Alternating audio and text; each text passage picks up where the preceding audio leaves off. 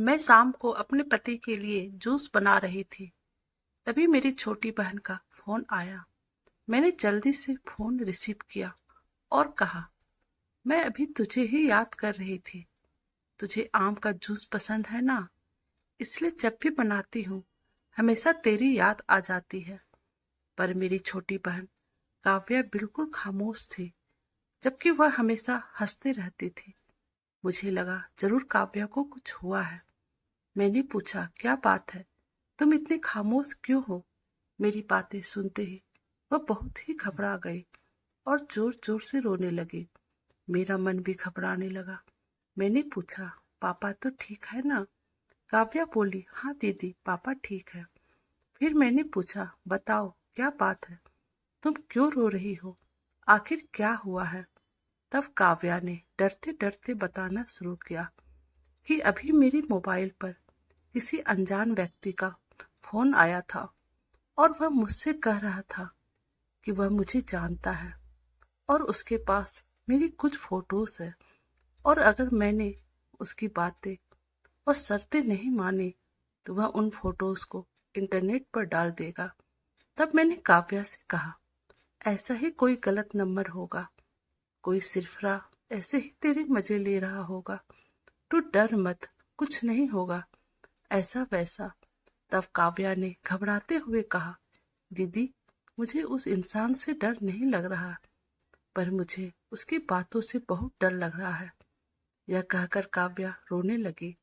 तभी मैंने कहा, तो बताना उस इंसान ने क्या कहा है तुझे? तब काव्या बोली, उसने मुझे कहा है कि अगर वह मेरा फोटो इंटरनेट पर नहीं डाले तो मुझे उसकी सारी मांगे पूरी करनी होगी। उसने कहा है कि आज रात वह मेरे घर पर आएगा।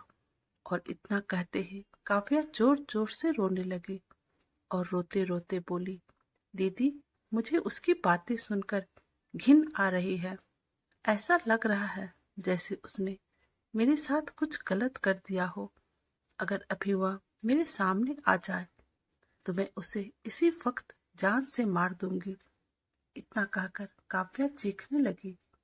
तभी मैंने काव्या से कहा, अरे तू संभल अपने आप को और मुझे उस घिनौने इंसान का नंबर भेज, मैं उसे अभी मजा चखाती। यह कहकर मैंने फोन काट दिया। काव्या ने उस बदमाश के नंबर और उनके बीच हुई बात की रिकॉर्डिंग मुझको भेजी।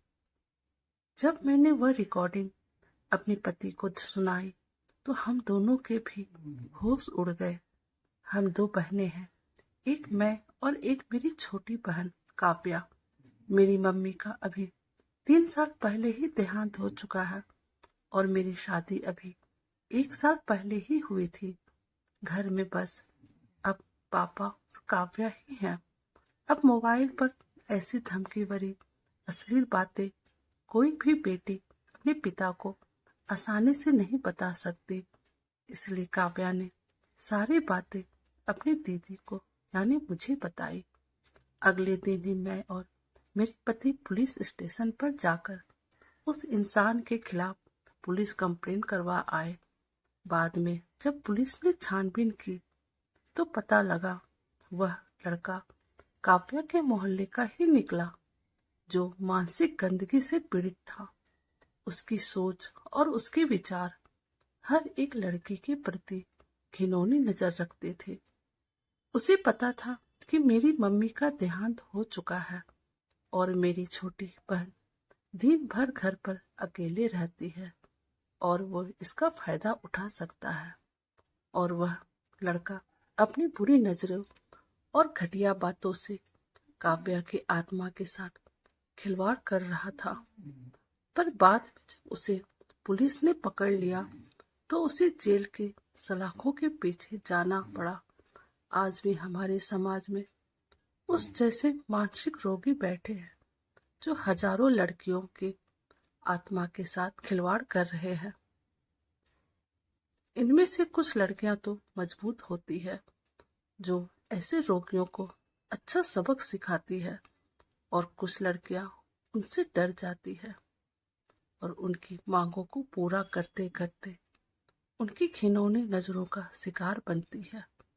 पर आज समय आ गया है, ऐसे मानसिक रोगियों से हम लड़कियों को ही सबक सिखा सकते हैं। इसलिए लड़कियों को उनसे डरने की बजाय उनका डटकर सामना करना चाहिए। दोस्तों, आपको हमारी ये कहानी कैसी लगी, प्लीज़ आप हमें कमेंट कीजिएगा।